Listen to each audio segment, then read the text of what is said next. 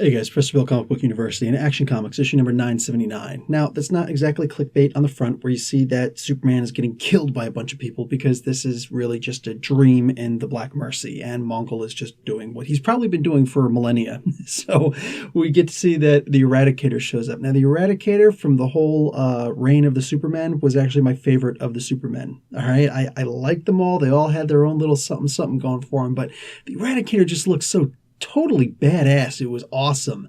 All right, moving on from that, though, the Eradicator shows up and frees Mongol from the Black Mercy, and they join up with Blanc, and they go to the new version of the Fortress of Solitude, the prison, and they're able to grab the Stone of Oblivion. Now they take this stone and they're supposed to bring it back to Hank Henshaw.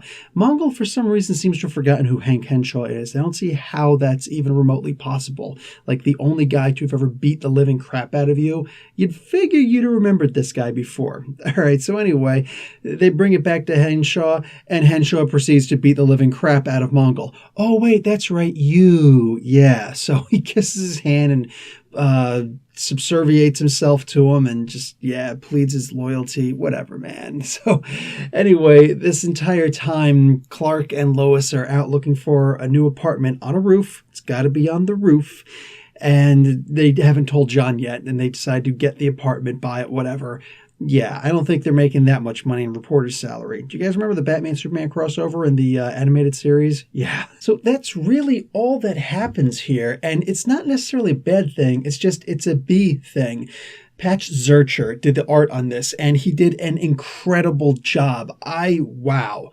Really like looking at this. This is really good stuff.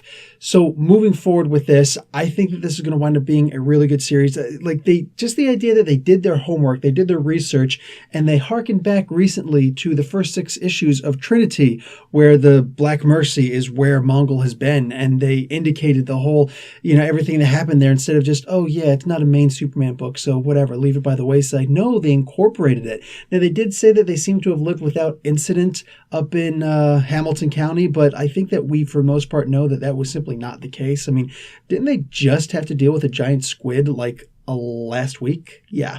So cute, but they're not fully there yet in continuity. Regardless, really good issue. I enjoyed this. I think I'm going to enjoy this entire run right here.